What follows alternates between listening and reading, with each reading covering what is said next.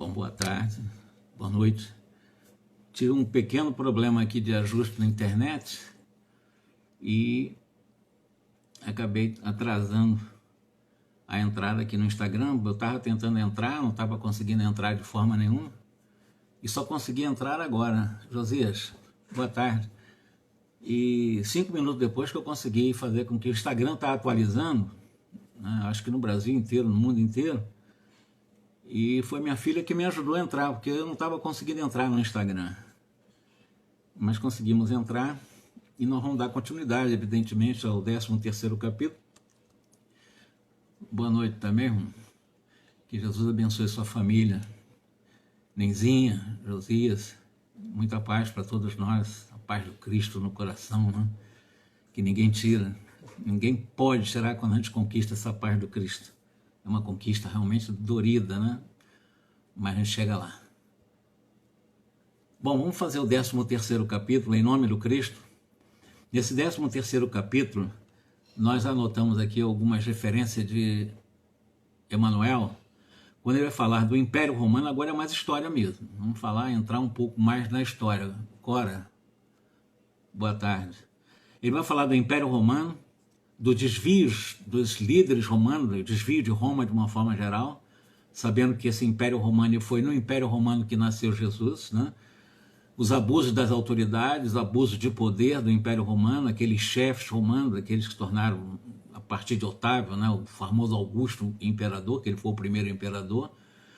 Nós vamos falar do século dele, foi quando nasceu Jesus também, de uma transição, enfim, não vamos falar de alguns nomes aqui, mas é história pura que Emmanuel nos traz. E a questão das chamadas provações coletivas, né, seja dos judeus, seja dos romanos também. Ele começa dizendo, ou se reportando, né, às conquistas romanas, que foram muito grandes, né, antes da chegada do Cristo. Os romanos dominaram, como eu disse, toda a bacia mediterrânea e, evidentemente, ali foram o berço das primeiras florações do cristianismo. Paulo foi para Roma, inclusive, para universalizar a mensagem de Jesus. Roma foi extremamente importante para divulgar para o mundo inteiro a mensagem de Jesus. E Emmanuel diz que nós devemos nos lembrar do esforço despendidos pelas entidades espirituais, junto das autoridades que organizavam, né, a chamada República Antiga de Roma, né, a chamada conservadora República Romana, no sentido de orientar essas atividades gerais para um grande movimento de fraternidade, de união de todos os povos do planeta. Então era muito importante esse esforço para que houvesse uma organização da própria República, que nesse sentido pudesse haver um processo de fraternidade, de união de todos os povos da Terra, não só de Roma, mas a partir de Roma. Os pensadores que hoje sonham a criação dos Estados Unidos do mundo, quer dizer, uma globalização, hoje sonhava naquela época, na década de 30, né, sem movimentos de guerra, sem movimento de antifraternidade, que é uma ideia de quem tem ideal de paz, podem sondar os desígnios do plano invisível naquela época. A Grécia havia percrustado, na medida do possível, todos os problemas transcendentes da vida. Então a Grécia conseguiu trazer para nós a forma de melhor pensarmos a vida. Das suas lutas expiatórias, transferir as suas experiências, os seus conhecimentos para quem? Para Roma, que dominou o mundo. Então o conhecimento da filosofia grega, dos princípios da matemática também, da ciência da Grécia, foi passado para Roma. E Roma poderia ser passado para o mundo inteiro. E a ideia é exatamente de uma globalização, mas dentro de um processo de união fraterna, não o que Roma fez. Então, apta para as grandes tarefas do Estado, a força de educação, de amor, poderia a família romana unificar as bandeiras da terra, criando um novo roteiro para a evolução coletiva. Então, por educação, os romanos tinham toda uma chance, né, de alguma forma, trazer o princípio da união ou da unificação de bandeiras, mas bandeiras em torno de uma evolução coletiva, né, de uma evolução fraterna. E foi estabelecido as linhas paralelas desse progresso físico, desse progresso moral da humanidade aqui na Terra. Todos os esforços foram, segundo Emmanuel, despendidos nesse particular pelos emissários do plano invisível. E a prova desse grandioso projeto do trabalho de unidade ou unitário é que a obra do Império Romano foi das mais primorosas em matéria educativa, com vistas uma organização das nacionalidades modernas. O que ele está falando para nós, que o legado, a herança deixada pelo antigo Império Romano, acabou realmente trazendo para nós, em matéria educativa, né, essa organização das nacionalidades modernas, considerando as nacionalidades, sobretudo, da Europa. O próprio instinto democrático, ele vai falar, por exemplo, o instinto democrático de liberdade da Inglaterra. Na realidade, é um legado francês, é um legado do Império Romano. A questão também do instinto democrático francês, bem como as suas elevadas obras de socialização, ainda representam frutos da missão educativa do Império no seio da humanidade. Até hoje nós falamos em direito romano. Até hoje se busca os códigos do direito romano. Então, Roma, como um projeto da espiritualidade, poderia realmente englobalizar, ou seja, criar um processo global pela educação, pela união, pela fraternidade, fazer com que, evidentemente, pudéssemos viver efetivamente um mundo muito mais fraterno, muito mais unido, sem guerras, sem violência, mas não aconteceu assim. O caminho dos romanos ficou espalhado de sementes de luzes para o porvir. A realidade, contudo, é que se os mensageiros do Cristo conseguiram a realização de muitos planos generosos no seio da comunidade romana, não podiam interferir na liberdade isolada da grande maioria dos seus membros. Tinha um projeto para o coletivo, mas foi respeitada a liberdade, ainda que isolada por alguns líderes romanos que queriam outros caminhos, ou descaminhos. Aí vai surgir exatamente a ideia dos abusos da autoridade e os abusos do poder em Roma.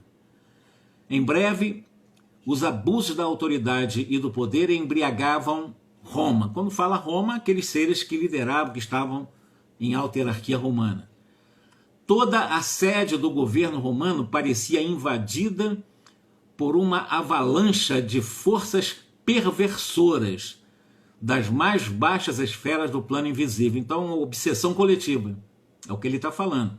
Uma avalanche de forças perversoras, ou seja, as trevas, né, os espíritos inferiores, acabaram invadindo exatamente aquela comunidade desatenta, não vigilante, e acabou realmente, digamos que, interferindo nos planos maiores do Cristo para aquela família romana, vamos dizer assim, a família romana mesmo, cujo esplendor espiritual conseguiu atravessar todas as eras, iluminando os agrupamentos da atualidade. Parecia atormentada pelos mais tenazes inimigos ocultos, que aos poucos liminaram as bases mais sólidas por um processo de obsessão coletiva. Isso aconteceu também na Segunda Guerra Mundial. Nós vamos ver também um processo de uma obsessão coletiva. Hitler, ele não agiu sozinho. Hitler, ele foi manipulado, vamos dizer assim, ele foi teleguiado por espíritos também do mal, digamos, não do bem, e o povo também entrou nessa, né? Aqueles que seguiam fanaticamente, cegamente, todos obsidiados, coletivamente obsidiados, acabaram provocando o que provocaram, né? A grande catástrofe na humanidade foi a Segunda Guerra Mundial. Mergulhando na corrupção e no extermínio de si mesma, dada a ausência de vigilância de suas sentinelas mais avançadas. Então, quando um povo entra em vigilância e permite que espíritos trevosos tomem ou venham a senhorear a cabeça dos líderes, todo o povo acaba realmente respondendo por isso, de alguma forma, porque foi um coletivo, foi um grande número de pessoas que entraram na mesma faixa com as mesmas ideias de destruição. Então, dentro desse pesado nevoeiro que obscurecia todas as consciências. E não tem coisa pior do que viver na Terra com consciência totalmente obscurecida. Nós temos nosso mundo mental, pensamentos que estão no mundo mental, na realidade, são derivados das nossas crenças, dos nossos valores, que são limitados e são limitadores também. E se nós não trabalharmos a consciência para iluminar as nossas limitações, nós, infelizmente, entramos no caminho errado. A sociedade alegre, a sociedade, segundo Emmanuel, né, honesta, rica de sentimentos enobrecedores, foi pasto, olha só, pasto para crimes humilhantes de tragédias funestas e deploráveis assassinatos. Pela invigilância do povo romano, aconteceu um processo de obsessão coletiva por muitos e muitos anos, e em função, eles tinham até bons sentimentos disso, que a família romana foi um paradigma extraordinário para a família ocidental. O direito romano se discute até hoje a importância do direito romano, mas pela invigilância e por esses sentimentos que eram nobres, acabaram por essa invigilância se entregando aos crimes, humilhando os povos dominados, né? E aí, evidentemente, cometendo deploráveis assassinatos nos caminhos por onde passavam os romanos. As classes mais ricas aproveitavam a exuberância de poder instalando-se no carro da opressão, que deixava para trás de si um rastro fumegante de revolta e de sangue. Quer dizer, a liderança, os ricos, os poderosos, os patrícios, né? Eles com sede de poder, deixando um rastro de sangue que ia trazer consequências, que foi a queda, a ruína do Império no século V, né? Foi no quinto século da chamada Era Cristã, o Império derruiu, destroçou-se totalmente no Ocidente. Aí ele vai falar de alguns nomes, não é tão importante para nós aqui, eu só vou citar porque ele cita, tá? Mas não tem importância o nome de ninguém. Ele vai citar, mas ele nem tem essa intenção, embora tenha citado. Os irmãos Gracos, filhos da veneranda Cornélia, que era uma mulher também, essa mulher foi uma mulher considerada um símbolo da matriarca italiana, digamos assim, né? São quase que os derradeiros traços de uma época caracterizada pela administração enérgica, mas equânime, justa, cheia de honestidade, de sabedoria e de justiça. Então a família dos Gracos eram honestas, né? Mas acabaram sendo assassinados, não foram suicídios, não, eles foram assassinados, inclusive por aqueles poderosos de Roma, que formaram as bases do Senado, que depois, mais tarde, criaram a figura do ditador, né? Ou do imperador, que foi exatamente o Augusto, né? O grande Augusto da época do Cristo, que é incrível, né? Vai falar do chefe de Roma. Depois de Caio, que foi assassinado no Aventino. Aventino é um daqueles montes que tem lá também em Roma. Embora se fizesse supor de um suicídio, instala-se definitivamente um regime de quase completa dissolução das grandes conquistas morais realizadas. O que vai acontecer? Os generais, os militares romanos, eles começaram a tomar conta, né? Tomar conta de tudo. Saem os que pensavam um pouco melhor, os Gracos, né, que eram muito honestos, e entram os generais, os militares. E foi criado, por exemplo, um movimento do primeiro triunvirato, que era o comando de 3 generais, né? Nesse 3 generais, um chamava-se Crasso, o outro Pompeu, o outro Júlio César, que nós conhecemos bem, né? E os 2 acabaram saindo fora porque morreram, e o outro perdeu quando o Júlio César ele acabou invadindo, assim, voltando para Roma, encarando Pompeu e venceu Pompeu, se tornou também o grande chefe dos generais, tornou realmente único num triunvirato, ficou apenas ele no poder, que também acabou sendo assassinado por um filho dele, porque ele queria tanto poder que acabou realmente o filho dele o assassinando, né? Brutus, famoso Brutus, né? Depois veio um segundo grupo de 3 generais tomando conta de Roma, já não eram administradores, eram generais, militares. Entra o Marco Antônio, que se amaziou, como Júlio César também se amaziou lá com Cleópatra, né, que era uma rainha lá do Egito. Também veio o Otávio, o grande Augusto. Esse foi realmente um grande, ele que criou, foi o primeiro imperador, vamos dizer assim, criou o império, né? E Lépido também, que saiu fora. Então ficou só o Otaviano dos 2 triunviratos, dos 3 poderes, dos poderes em 2 etapas de 3 generais. E, evidentemente, o Otávio, que é o que nos interessa aqui, ele acumulou o título de príncipe, foi o primeiro cidadão de Roma, considerado exatamente o primeiro cidadão romano, como príncipe. Augusto era um título que deram para Otávio. Augusto quer dizer o divino, né? A pessoa divinizada. E também ele ganhou o título de imperador, ganhou o título de sumo pontífice, que é uma herança dos etruscos. Sumo pontífice, que ele era o chefe da religião. Então o Otávio era chefe da religião também. E era o representante máximo que falava em nome da plebe, né? E era o chamado tribuno da plebe vitalício. Então ele tomou conta de tudo. Tudo estava na mão agora de apenas um homem. Nesse caso, Otávio, né? Que resultou do segundo triunvirato. Ele era um general também. Bom, aí o Emmanuel vai falar um pouco sobre isso, mas os antagonismos sociais levam mais tarde um outro homem chamado Silas ao poder, travando lutas cruentas, isso antes do Otávio assumir, tá? Quando Otávio assume, ele já está falando ainda anterior a Otávio, né? Em seguida surge o Pompeu, etc., como já falamos, verifica logo após o primeiro triunvirato, já falei também, as citações históricas, todavia, desviaram do objetivo do nosso esforço. A nossa intenção, diz Emmanuel, a minha intenção nesse livro é mostrar que o determinismo do mundo espiritual era a do amor, da solidariedade e do bem, e não da guerra, e não da violência.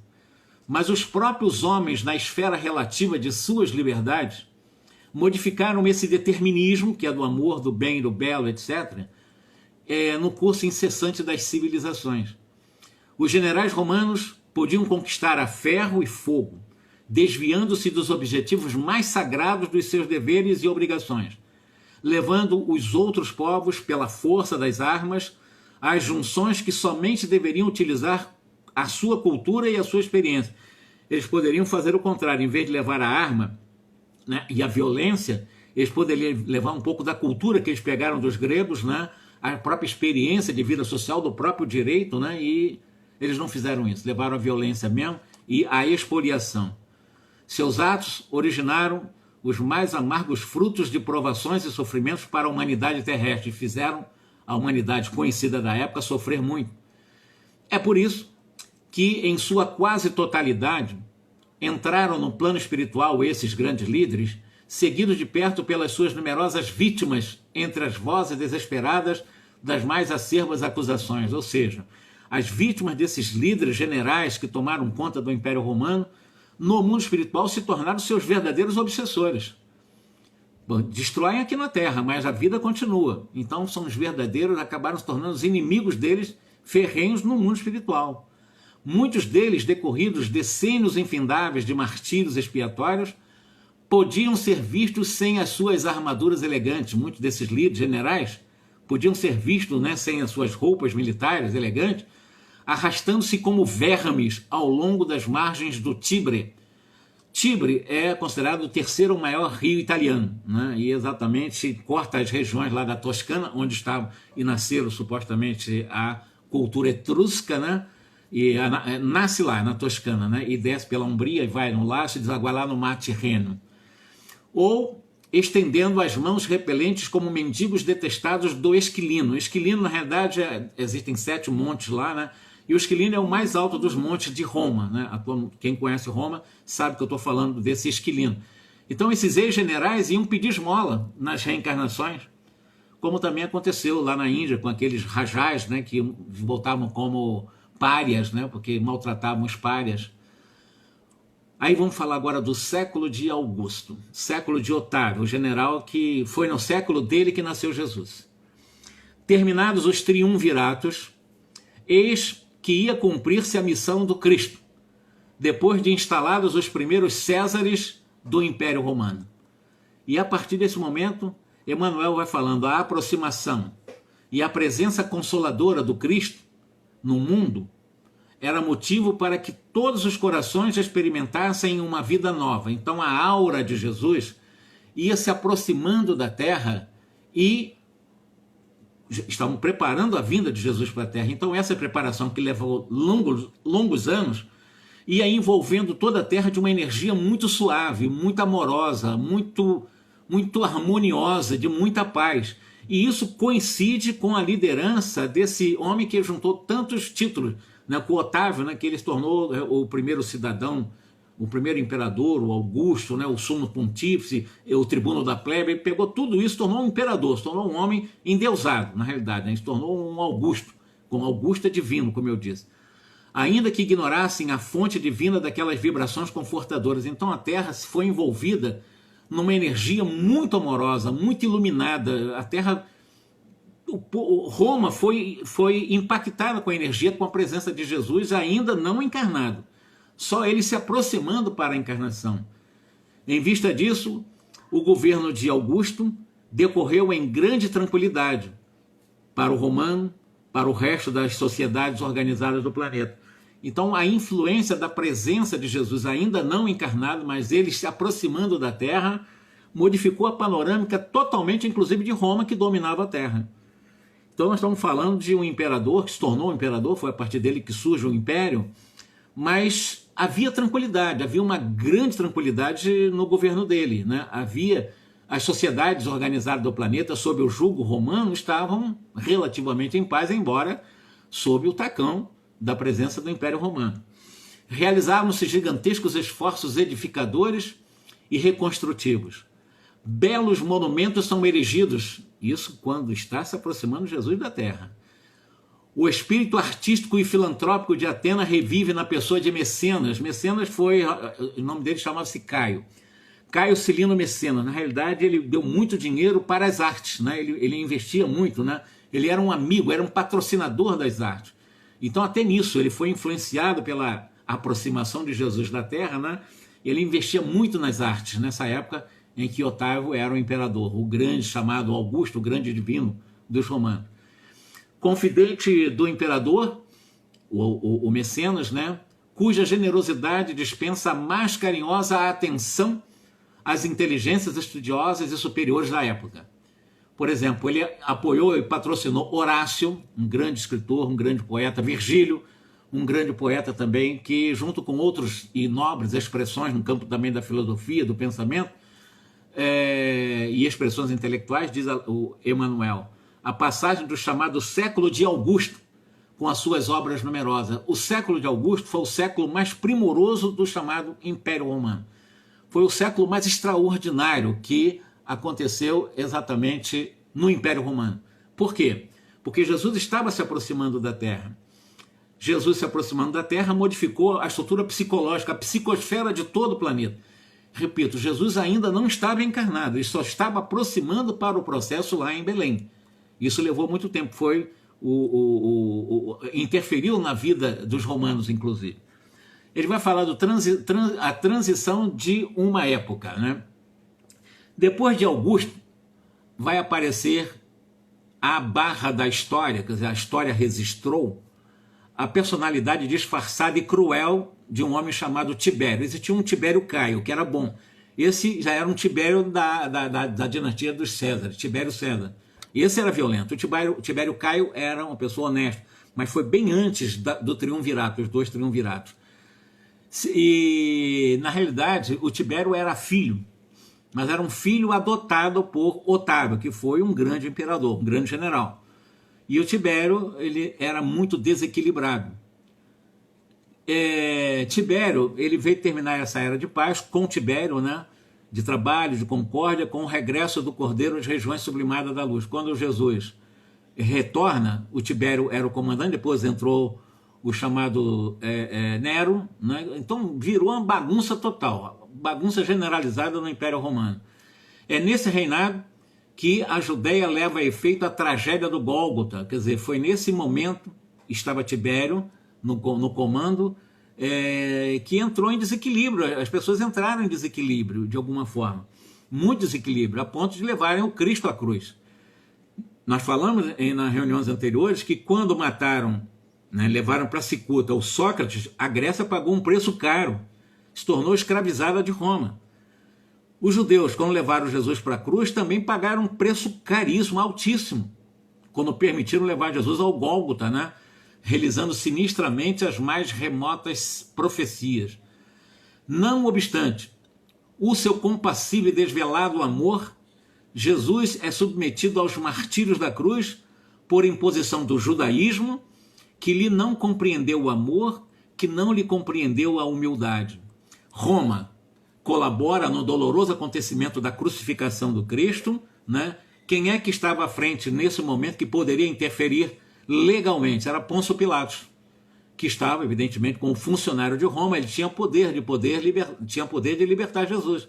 Ele não fez isso, né? Ele lava as mãos, retorna para os seus festins, para as suas festividades, para os seus prazeres, como se desconhecesse as finalidades mais nobres da vida. Não estava nem aí para Jesus quando ele teve a chance de poder realmente ser justo, né, quando os judeus apresentaram o próprio Cristo para ele deliberar, ele autorizar o povo judeu a aplicarem a pena máxima em Jesus. Embora a pena máxima só podia ser aplicado pelos romanos. A pena de morte só os romanos podiam aplicar. Seguindo a mesma estrada escura de Tibério, surge um outro imperador. Quem é que não conhece e nunca ouviu falar em Calígula? O outro imperador terrível, além de Tibério César, Calígula inaugura então um período muito longo de sombras, de massacres, de incêndios, de devastações, um caminho sanguinolento, violento mesmo. E aí vai trazer para o povo romano o que Emmanuel chama de provações coletivas, né? Seja dos judeus, que também levaram Jesus à cruz, e dos romanos, que fizeram isso daí com os povos dominados. Os seguidores humildes do Nazareno iniciam nas regiões da Palestina as suas predicações e os seus ensinamentos. Raros apóstolos sabiam da missão sublimada daquela doutrina sacrossanta. Até os apóstolos tinham dificuldade de compreender Jesus. Quem melhor compreendeu Jesus, no sentido de universalizar a mensagem do amor, da fraternidade, da verdadeira fé num Criador, foi Paulo. Paulo, ele tinha capacidade intelectual, tinha sinceridade suficiente para compreender Jesus, muito acima dos apóstolos. Os apóstolos eram seres simples, embora, graças a eles, Jesus conseguiu fazer o trabalho que fez, porque houve a colaboração daqueles personagens que eu falei na reunião anterior. Mas vejam bem, quem mandava fazer o bem pelo mal, instituir o perdão aos próprios inimigos, não era bem entendido pelos apóstolos, porque Jesus mandava fazer o bem para aqueles que faziam o mal. Instituir o perdão aos inimigos. Isso não estava em Moisés. E os apóstolos, que se tornaram apóstolos depois, ele não tinha uma compreensão mais profunda disso. Quem teve uma compreensão mais profunda disso depois da conversão foi Paulo. Porque o Paulo também ele era adorador de Moisés. Paulo também perseguiu e matou. Mas no momento em que o Paulo se converteu na estrada de Damasco e prometeu fidelidade a Jesus, também não fez do dia para a noite. Não, do dia para a noite, Paulo agora já é um outro, o Saulo se transforma em Paulo, e de repente agora o Paulo virou o apóstolo, né? O grande apóstolo de Jesus, pregador, universalizador da mensagem de Jesus. Não, não foi assim. O Paulo, quando se converteu, no momento que ele aceitou Jesus, ele tinha que desconstruir todas as suas ideias religiosas, toda a sua adoração a Moisés e ao Torá e ao Velho Testamento. E o que aconteceu? Ele teve que passar 3 anos com Áquila e Prisca num deserto, por 3 anos, para desconstruir as crenças. Lembra que eu falei? As crenças que nos limitam, os valores que nos limitam, os princípios que nos limitam, que é o mundo mental. Ele tinha que trabalhar, ressignificar o mundo mental com a consciência iluminada pelo Cristo. E nesse momento, ele teve que ficar 3 anos para pacificar o coração, no deserto. Se afasta da sociedade, né? Porque ele era uma pessoa que perseguiu, inclusive, os cristãos. Então ele se afastou, fez o trabalho de pacificação do coração, pacificou-se quando ele montou forte agora para servir a Jesus. Quem é que foi o grande mentor dele? Estevão, que seria o seu cunhado, se ele não tivesse mandado matar, né? Mas Estevão se tornou tipo Emmanuel para Chico Xavier. O Estevão se tornou o grande guia espiritual dele. O grande guia espiritual de Paulo foi Estevão, ou Gesiel, que é a mesma coisa. Estevão foi um nome cristão que foi dado, né? Mas aconteceu isso, ele se pacificou, se colocou à disposição de Jesus, e a partir daí ele foi fundar várias igrejas no Oriente.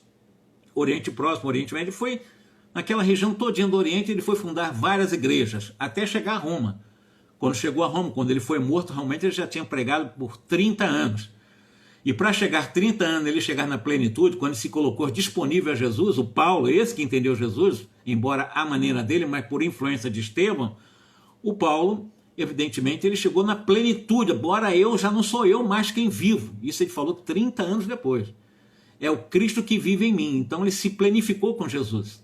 Ele realmente se identificou, ele entrou em fusão completa com o Espírito iluminado de Jesus, ou seja, ele entrou em comunhão perfeita com o nosso Mestre Maior. Nesse momento ele já não sou eu quem vive, é o Cristo que vive em mim. Mas ele levou 30 anos para sentir isso. Não é do dia para a noite que a pessoa sente uma coisa tão arrebatadora, que é a verdadeira autonomia, né? Você já é a autoiluminação. Isso leva tempo, né? E o Paulo também teve que caminhar o tempo dele, sofreu bastante perseguição pelos seus próprios conterrâneos, seus pares, né? Os da própria raça. Foi preso, foi vilipendiado, foi humilhado várias vezes, foi expulso de vários lugares, mas ele se manteve firme, forte, porque ele se colocou disponível. Mas antes disso ele se pacificou. 3 anos, teve que fazer um exercício, muita disciplina para poder encarar o que ele tinha que encarar. Que ele disse: Jesus, o que quer que eu faça? E Jesus disse: realmente vai pregar o meu evangelho, e foi fazer isso. E de um primor, com uma inteligência, com uma robustez, com uma coragem que os apóstolos não mostraram tanto no primeiro momento. Tanto é que quem foi depois mais tarde para Roma, onde estava... Só um minutinho que está fazendo um barulhinho aqui, eu vou tirar esse barulho aqui. Desculpa. Tirei.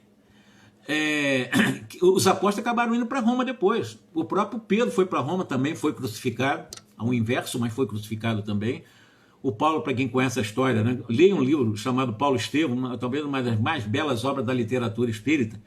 Ele foi também morto na chamada Via Ápia, decapitado covardemente pelas costas, o seu pescoço foi, né, foi cortado por um secretário de Nero, e ele acabou sendo imediatamente resgatado pelo próprio Cristo e pelo próprio Estevão, e levado ao Gólgota, né, naquela mesma hora, no mundo espiritual, nem dor ele sentiu. Coisa fantástica a vida contada em Paulo Estevão pelo Emmanuel, ainda pelo nosso amigo Emmanuel. De perto seguem-lhe a atividade dos emissários solícitos do Senhor, preparando os caminhos da revolução ideológica do Evangelho.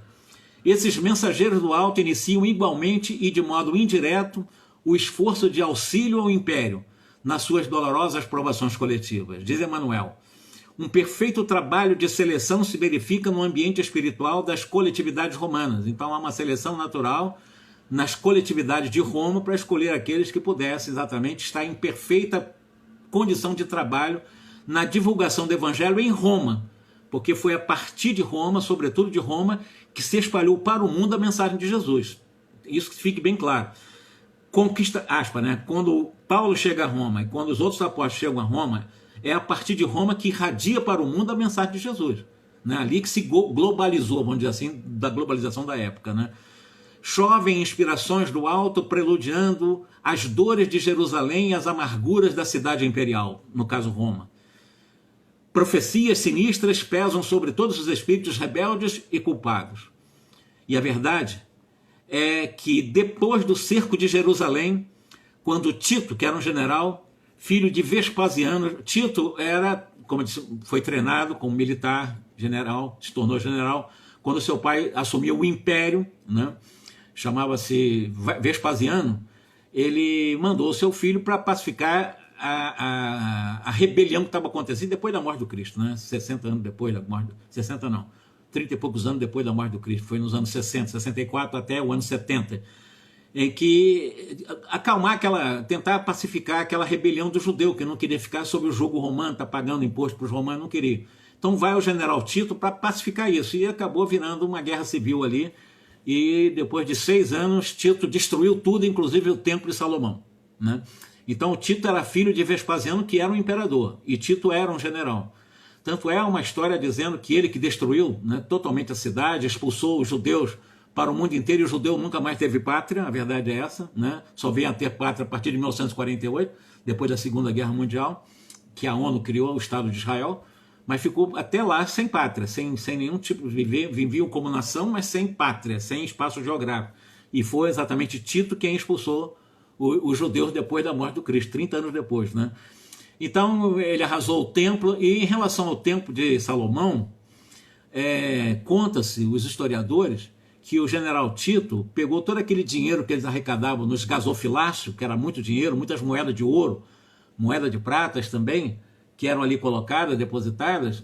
Ele recolheu tanto dinheiro, mas tanto dinheiro, levando para Roma, né? Eles confiscaram tudo isso do templo de Salomão, levaram para Roma, que Vespasiano, seu pai, desconstruiu toda a obra faraônica de Nero, né, para reconstruir uma outra cidade e ainda fazer um grande como fosse um ginásio, um estádio, né? E lá ele construiu obras, coisas realmente, gastou-se todo aquele dinheiro praticamente em obras faraônicas com Vespasiano, né?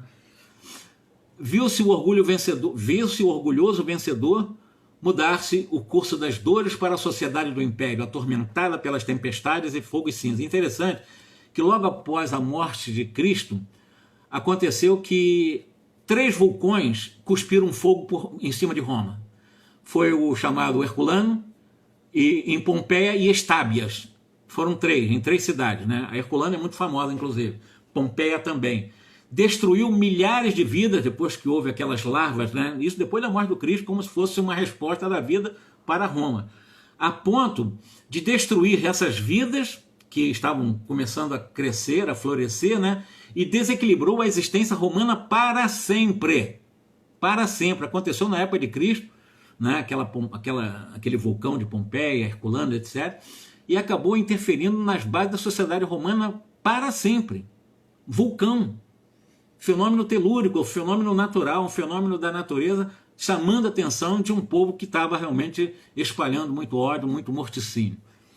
Fim da vaidade humana. O Império Romano, que poderia ter levado, então está numa condicional o verbo aqui, poderia, não levou. Poderia ter levado a efeito a fundação de um único Estado na superfície do mundo, quer dizer, um Estado globalizado, e, em virtude da maravilhosa unidade a que chegou, e mercê do esforço da proteção da espiritualidade superior, desapareceu num mar de ruínas, depois das suas guerras, dos seus desvios, dos seus circos cheios de feras e gladiadores. O imenso organismo apodreceu nas chagas que lhes abriram a incúria e a impiedade dos próprios filhos. E quando não foi mais possível o paliativo da misericórdia dos espíritos abnegados e compassivos, dada esse fechamento, essa galvanização dos sentimentos gerais, né, do povo, na mesa larga dos excessos, dos prazeres terrestres, a dor. Ela foi chamada a restabelecer o fundamento da verdade nas almas. Da orgulhosa cidade dos imperadores, não restaram senão pedras sobre pedras. Sob o látego, sob o chicote da expiação e do sofrimento, os espíritos culpados trocaram as suas indumentárias para a evolução e para o resgate no cenário infinito da vida. E enquanto muitos deles ainda choram nos padecimentos redentores, gemem sobre as ruínas do Coliseu de Vespasiano, que é o famoso Coliseu que ele criou com o dinheiro que eles confiscaram no templo que ele destruíram de Jerusalém, os ventos tristes e lamentosos da noite. A partir desse momento, o Emmanuel vai entrar na edificação cristã e os primeiros cristãos, que exatamente está imiscuída com a história de Roma. Como o nosso tempo, normalmente para não ficar muito longo, está em torno de 40 a 45 minutos, a edificação cristã, né, a partir da crucificação do Cristo, os primeiros cristãos analisados por Emmanuel e analisado de uma forma extremamente historiográfica também pelo próprio Emmanuel, né, falando da propagação do cristianismo a partir de Roma. Ele vai falar no próximo capítulo, inclusive, sobre, além disso, né, da redação dos textos definitivos, daquilo que se tornou o Novo Testamento, né, as cartas de Paulo, etc. Tudo isso ele vai contar no próximo capítulo, que é o que nós vamos fazer na quarta-feira que vem, fazendo a narrativa capítulo a capítulo com Emmanuel, que na realidade eu estou falando com vocês, eu estou com um texto na minha frente, para dizer, não é o Jorge que está falando, eu acrescento algumas raras coisas, poucas coisas. É Emmanuel que está nos ensinando isso, não é o Jorge que está dizendo que foi ou deixou de ser assim. Na realidade, Emmanuel está utilizando uma lupa, uma poderosa lupa de uma interpretação que historiador nenhum usa. As universidades não estudam Emmanuel, as universidades não estudam as tradições do mundo espiritual, porque as universidades são materialistas. Eles não acreditam nas tradições do mundo espiritual, coisa nenhuma. Nós, espíritas, sabemos que isso foi fato. São fatos reais. Lê Paulo Estevam, ali está muito mais real contada a história por Emmanuel do que esses evangelhos que foram traduzidos por 1000 mãos, por 1000 copistas que nós não sabemos que foi de fato. Emmanuel sabe, ele vai no mundo espiritual e sabe exatamente como aconteceu. Nós, espíritas, temos esse privilégio de ter fonte que na Terra não existe, pelo menos na Terra física, né? Que Jesus abençoe cada um de nós, que Ele me dê inspiração para que eu possa falar exatamente, sobretudo da redação dos textos definitivos. Vocês vão entender por que nós temos 4 evangelhos, por que os chamados evangelhos apócrifos não fazem parte do Novo Testamento. Tem uma história atrás disso aí, evidentemente, né? E as cartas de Paulo, né? Se foram todas elas, que não, Emmanuel não fala isso, mas claro que o Paulo, quando ele começou a escrever a carta, já no final da sua missão, não foi ele que escreveu de próprio punho muitas das cartas. Ele pediu para que fosse escrita e enviava para as igrejas, porque já não podia andar por todas as igrejas. Então ele preferiu mandar as cartas e pacificar e orientar as igrejas através da redação dele mesmo, né? Ou verbalizado ou escrito por ele mesmo. Vamos então elevar o pensamento a Deus, agradecer a oportunidade de aprendermos um pouquinho mais com Emmanuel sobre a história do cristianismo. Agora falamos do Império Romano, o apogeu e a sua queda, né? E a semana que vem, que eu digo é quarta-feira que vem, nós vamos falar exatamente como aconteceu a divulgação do Evangelho, como é que isso aconteceu, como é que foram formados os evangelhos, os textos dos evangelhos, e nós chamamos de texto definitivo nos dias de hoje, e assim vai, tá bom? Que Jesus então nos ampare e que nós possamos na quarta-feira que vem falar da missão de Paulo, que eu adoro falar de Paulo, um pouco, o Emmanuel fala um pouco de Paulo também, na quarta-feira que vem vamos falar um pouco dele, né, do trabalho de redação que eu falei, né, dos evangelhos dele, e assim vai. Boa noite para todos, que Jesus nos ampare, nos proteja e nos abençoe. Fiquem com Deus. Peço licença para poder gravar aqui e poder deixar para quem posteriormente queira assistir, tá bom? Fiquem com Deus.